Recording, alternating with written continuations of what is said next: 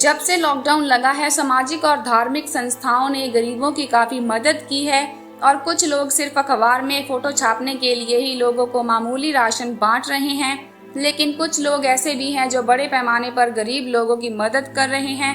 इसी तरह का व्यक्ति जिला गुरदासपुर के गांव धंदोई के बलजिंदर सिंह, जो कि यूरोप और पंजाब में एक बड़े व्यापारी और समाज सेवी हैं। इनमें खास बात यही देखने को मिली कि इन्होंने आज तक मीडिया से दूरी बनाई रखी।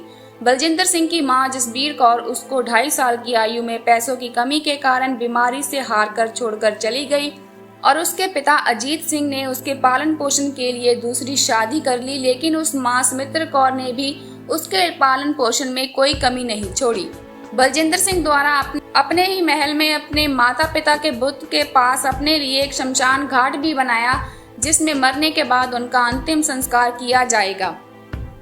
बलजिंदर सिंह लगातार 10 साल से गरीब लड़कियों की शादी में शगुन के तौर पर पैसे भेंट करता आ रहा है और आज से 5 महीने पहले अपनी मां के नाम माता जसबीर कौर चैरिटेबल ट्रस्ट से एक सोसाइटी की शुरुआत की और पूरे पंजाब वासियों को अपील की कि जिस भी गरीब के मैं काम आ सकता हूं, वो मेरे नंबर 85 588 80 115 पर संपर्क करके मदद ले सकता है।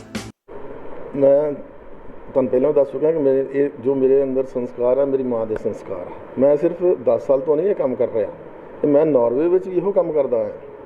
ਨਾਰਵੇ ਵਿੱਚ ਵੀ ਪਤਾ ਨਹੀਂ ਮੈਂ ਕਿੰਨੇ ਕੁ ਲੜਕੀਆਂ ਦੀ ਹੈਲਪ ਕੀਤੀ ਆ। ਜਿਹੜੇ ਲੋਕੀ ਇੱਥੋਂ ਲੜਕੀਆਂ ਦੀ ਸ਼ਾਦੀ ਕਰਕੇ ਲੈ ਜਾਂਦੇ ਆ, ਉੱਥੇ ਜਾ ਕੇ ਕੁੜੀਆਂ ਨੂੰ ਤੰਗ ਕਰਦੇ ਆ, ਸੱਸਾਂ ਤੰਗ ਕਰਦੀਆਂ, ਮੁੰਡੇ ਤੰਗ ਕਰਦੇ ਆ। ਉੱਥੇ ਬੇਹਿਸਾਬ ਲੜਕੀਆਂ ਰਾਤ ਨੂੰ 10-10 2-2 ਵਜੇ 3-3 ਵਜੇ 1 ਵਜੇ 12 ਵਜੇ ਮੇਰੇ ਘਰ ਰਾਤ ਨੂੰ ਆਉਂਦੀਆਂ ਰਹੀਆਂ ਔਰ ਉਹਨਾਂ ਸਾਰਿਆਂ ਨੂੰ ਮੈਂ ਨਾਰਵੇ 'ਚ ਵੀ ਸਾਂਭਿਆ। ਇੱਥੋਂ ਤੱਕ ਕਿ ਉਹਨਾਂ ਦੇ ਮੈਂ ਵੀਜ਼ੇ ਲਵਾਏ। ਆਪਣੇ ਮੇਰੇ ਕੋਲ 4 ਐਡਵੋਕੇਟ ਆ ਨਾਰਵੇ 'ਚ। ਉਹ ਆਪਣੇ ਮੇਰੇ ਜਿਹੜੇ ਐਡਵੋਕੇਟ ਸੀਗੇ ਉਹ ਸਾਰੇ ਪੂਰੀ ਉਹਨਾਂ ਨੂੰ ਜਾ ਕੇ ਮੈਂ ਕਹਿੰਦਾ ਸੀ ਕਿ ਇਹਨਾਂ ਦਾ ਪੂਰਾ ਤੁਸੀਂ ਕੰਮ ਕਰਨਾ, ਇਹਨਾਂ ਨੂੰ ਵੀਜ਼ਾ ਦਿਵਾਉਣਾ ਔਰ ਖਰਚਾ ਸਾਰਾ ਮੈਂ ਦੇਵਾਂਗਾ। ਔਰ ਉੱਥੇ ਦੇ ਮੈਨੂੰ ਮੈਂ ਸਾਰਾ ਖਰਚਾ ਉਹਨਾਂ ਦਾ ਹੁਣ ਤੱਕ ਜਿੰਨੇ ਵੀ ਕੰਮ ਕਰਾਏ ਸਾਰੇ ਖਰਚੇ ਮੈਂ ਆਪਣੇ ਕੋਲ ਦਿੱਤੇ ਆ। ਇੱਕ ਮੈਂ ਤੁਹਾਨੂੰ ਕਹਾਣੀ ਹੋਰ ਸੁਣਾਉਣਾ। ਇਹ 98 ਦੀ ਗੱਲ ਆ, 1998 ਦੀ। ਮੈਂ ਉਦੋਂ ਉਸਲੋ ਗੁਰਦੁਆਰੇ ਦਾ ਪ੍ਰਧਾਨ ਸੀਗਾ ਅਤੇ ਅਸੀਂ ਲਾਗੇ ਸ਼ਹਿਰ ਆ ਟੌਂਸਬਰਗ, ਉੱਥੇ ਇੱਕ ਲੜਕੀ ਦੀ ਉੱਥੇ ਕਿਸੇ ਦੇ ਘਰ ਸੁਖਮਨੀ ਸਾਹਿਬ ਦਾ ਪਾਠ ਕਰਨ ਗਏ। ਪਾਠ ਤੋਂ ਬਾਅਦ ਉਹ ਸਾਰੇ ਸ਼ਹਿਰ ਦੇ ਲੋਕ ਇਕੱਠੇ ਹੋ ਕੇ ਮੇਰੇ ਕੋਲ ਆ ਗਏ ਜੀ, ਸਾਡੇ ਇੱਥੇ ਬੜਾ ਵੱਡਾ ਐਕਸੀਡੈਂਟ ਹੋਇਆ ਅਤੇ ਉਹਦੀ ਕੁੜੀ ਦੀ ਤੁਸੀਂ ਮਦਦ ਕਰੋ। ਉਹ ਕੁੜੀ ਦੇ ਹਸਬੈਂਡ ਨੇ ਉਸ ਕੁੜੀ ਨੂੰ ਇਤਨੇ ਕੁ ਚਾਕੂ ਮਾਰੇ ਕਿ ਉਹਦੇ ਸਰੀਰ 'ਤੇ ਕੋਈ ਥਾਂ ਨਹੀਂ ਸੀ ਜਿੱਥੇ ਜ਼ਖਮ ਨਹੀਂ ਸੀ। ਅਤੇ ਉਹਨੂੰ ਹੌਸਪੀਟਲ ਭੇਜਤਾ। ਹੌਸਪੀਟਲ ਤੋਂ ਬਾਅਦ ਉਹਨੂੰ ਮੁੜ ਕੇ ਉਸਲੋ ਹੌਸਪੀਟਲ ਭੇਜਤਾ। ਮੈਂ ਉਹਨੂੰ ਕਿਹਾ ਕਿ ਠੀਕ ਹੈ, ਮੈਂ ਹੈਲਪ ਕਰਨ ਨੂੰ ਤਿਆਰ ਹਾਂ, ਤੁਸੀਂ ਅਗਲੇ ਸੰਡੇ ਨੂੰ ਗੁਰਦੁਆਰੇ ਆ ਜਾਓ, ਜੋ ਸੰਗਤ ਫੈਸਲਾ ਕਰੂਗੀ ਮੈਂ ਕਰਨ ਨੂੰ ਤਿਆਰ ਹੈਗਾ। ਸੰਡੇ ਆਏ, ਸੰਗਤ ਨੂੰ ਕਿਹਾ ਮੈਂ ਸਾਧ ਸੰਗਤ ਦੀ ਆਹ ਪ੍ਰੋਬਲਮ ਇਹਨਾਂ ਦੀ ਆ, ਦੱਸੋ ਕੀ ਕਰਾਂ। ਉਹ ਸੰਗਤ ਕਹਿੰਦੀ ਤੁਸੀਂ ਇਹਨਾਂ ਦੀ ਹੈਲਪ ਕਰੋ। ਮੈਂ ਉਹਦੇ ਫਾਦਰ ਮਦਰ ਨੂੰ ਇੰਡੀਆ ਤੋਂ ਨਾਰਵੇ ਬੁਲਾਇਆ, ਆਪਣੇ ਘਰ 3 ਮਹੀਨੇ ਰੱਖਿਆ। ਆਉਣ ਜਾਣ ਦਾ ਸਾਰਾ ਟਿਕਟਾਂ ਖਰਚੇ ਮੈਂ ਦਿੱਤੇ, ਵੀਜ਼ੇ ਉਹਨਾਂ ਦੇ ਮੈਂ ਲਵਾਏ। 3 ਮਹੀਨੇ ਉਹ ਮੇਰੀ ਵਾਈਫ ਹਰ ਮਹੀਨੇ ਹਫ਼ਤੇ ਵਿੱਚ 3 ਵਾਰੀ ਲੈ ਕੇ ਉਹਨਾਂ ਨੂੰ ਹੌਸਪੀਟਲ ਜਾਂਦੀ ਸੀ। 150 ਕਿਲੋਮੀਟਰ ਦੂਰ ਹੌਸਪੀਟਲ ਸੀਗਾ।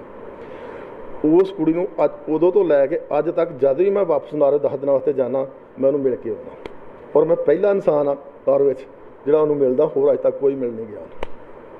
ਇੱਕ ਚੀਜ਼ ਹੈ ਕਿ ਜਿਹੜੀ ਸੇਵਾ ਭਾਵਨਾ ਵਾ, ਤੁਸੀਂ 2.5 ਸਾਲ ਦੇ ਜਦੋਂ ਉਹਦੇ ਬਾਰੇ ਦੱਸਿਓ ਦਰਸ਼ਕਾਂ। ਮੈਂ ਮੇਰੀ ਮਦਰ ਦੀ ਡੈਥ ਹੋ ਰਹੀ ਸੀ, ਮੈਂ ਉਦੋਂ ਉਹਨਾਂ ਦੀ ਹਿੱਕ 'ਤੇ ਲੰਮਾ ਪਿਆ ਸੀ। ਛੋਟੀ ਜਿਹੀ ਮੇਰੀ ਉਮਰ ਸੀ, 2.5 ਸਾਲ ਦੀ ਉਮਰ ਸੀ। ਲੇਕਿਨ ਉਹ ਉਹਨਾਂ ਦੀ ਡੈਥ ਜਦੋਂ ਹੋ ਰਹੀ ਸੀ, ਲੇਕਿਨ ਡਾਕਟਰ ਓਮ ਪ੍ਰਕਾਸ਼ ਡਾਕਟਰ ਦੇ ਹੌਸਪੀਟਲ ਸੀਗੇ ਅਤੇ ਉਹਨਾਂ ਮੇਰੀ ਮਦਰ ਦੇ ਨੱਕ ਵਿੱਚ ਨਾਲੀ ਪਾਈ ਸੀ, ਮੂੰਹ ਵਿੱਚ ਨਾਲੀ ਪਾਈ ਸੀ, ਉਹਨਾਂ ਦੇ ਅੰਦਰੋਂ ਪੋਇਜ਼ਨ ਨਾਲ ਬਾਹਰ ਕੱਢੀ ਜਾ ਰਹੀ ਸੀ।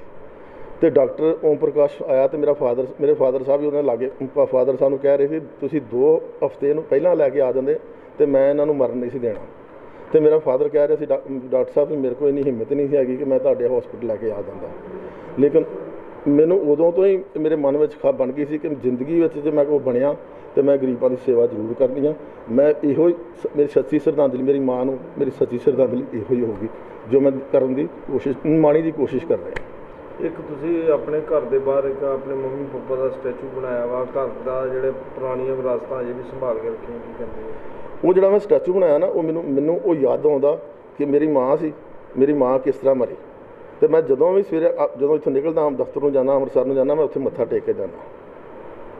ਇੱਕ ਕਿਸੇ ਨੂੰ ਵੀ ਆਪਣੀ ਟਾਈਮ ਦਾ ਘੜੀ ਦਾ ਨਹੀਂ ਪਤਾ ਕਦੋਂ ਉਹਨੇ ਰੱਬ ਕੋਲ ਚਲੇ ਜਾਣਾ। ਤੁਸੀਂ ਆਪਣੇ ਘਰ ਦੇ ਬਾਹਰ ਆਪਣੇ ਵਾਸਤੇ ਸ਼ਮਸ਼ਾਨ ਘਾਟ ਬਣਾ ਲਏ। ਗੁਰਬਾਣੀ ਕਹਿੰਦੇ ਕਿਆ ਜਾਣਾ ਕੈਸੇ ਮਰਾਂਗੇ ਕੈਸੇ ਮਰਨਾ ਹੋਵੇ, ਜੇ ਸਾਹਿਬ ਮਨੋ ਨਾ ਵਿਸਰੇ ਤਾਂ ਸਹਿਲ ਮਰਨਾ ਹੋਵੇ। ਮਰਨਾ ਤਾਂ ਅਸੀਂ ਸਾਰਿਆਂ ਨੇ ਤੇ ਲੇਕਿਨ ਜਿਹੜਾ ਸਿੱਖ ਧਰਮ ਆ ਨਾ, ਇਹ 'ਚ ਗੁਰੂ ਨਾਨਕ ਦੇਵ ਜੀ ਦਾ ਸ਼ਬਦ ਆ, ਕਹਿੰਦੇ ਪਹਿਲਾ ਮਰਨ ਕਬੂਲ ਜੀਵਨ ਕੀ ਛੱਡ ਆਸ, ਹੋ ਸਭਨਾ ਕੀ ਰੇਣਕਾ ਤੋ ਆਓ ਹਮਾਰੇ ਪਾਸ।